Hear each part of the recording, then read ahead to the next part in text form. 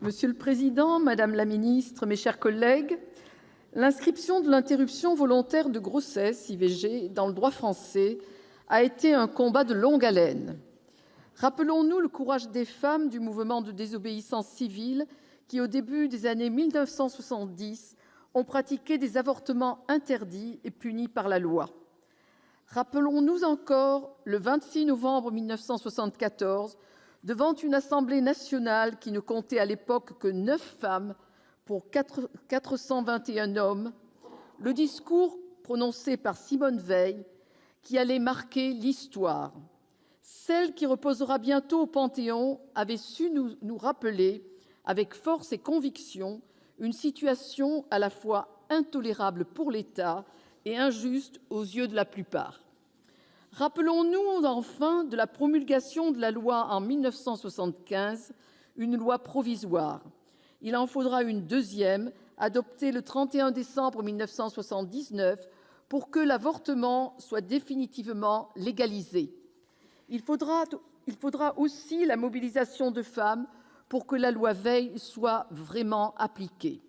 Elles ont profondément marqué l'histoire et leur engagement a été vital pour la cause des femmes, même si les livres d'enseignement n'ont pas retenu leur nom. Rappelons-nous surtout du courage, de l'engagement et de la conviction qu'il faudra lors du débat national en 1982 pour obtenir le remboursement de cet acte. Et cette étape n'a été qu'un premier pas sur le chemin du remboursement de cet acte. Il a en effet fallu attendre 2013 pour que l'IVG soit remboursée à 100% pour toutes les femmes. Ce long parcours a été jalonné d'étapes tout autant fondamentales pour les droits des femmes. L'autorisation de l'IVG médicamenteuse en milieu hospitalier en 1990 et en ville en 2004, la création d'un délit d'entrave à l'IVG avec la loi Neertz de 1993, puis la loi de 2001, enfin l'autorisation d'avortement pour les mineurs sans autorisation parentale.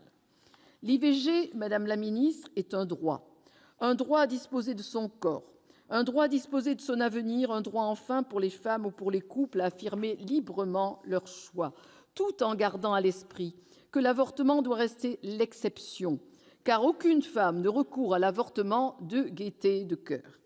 C'est pourquoi des accusations de facilité ne sont pas tolérables. Dans beaucoup de pays voisins, l'IVG est encore un chemin de croix. En Allemagne, le simple fait de donner des informations sur l'avortement est passible de poursuites. En Pologne, le Parlement a étudié en février dernier un texte durcissant le droit au recours à l'avortement.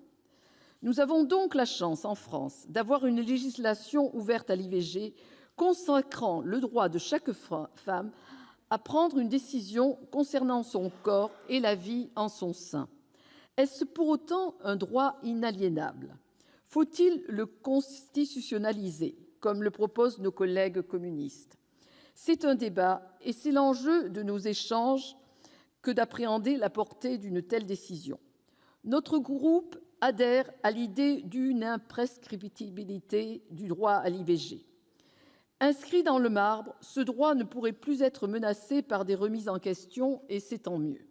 Pour autant, l'inscription de ce droit dans la Constitution pose de vrais questionnements juridiques. C'est le fondement de ma question. Quelle formulation de ce droit et comment éviter, par une formulation imprécise ou maladroite, de conditionner ou de limiter les droits des femmes ? Par ailleurs, cette inscription constitutionnelle doit-elle concerner le seul droit à l'IVG ou aussi sa gratuité ? Voilà, Madame la Ministre, quelques questions préliminaires à notre débat. Je vous remercie de votre attention. Merci.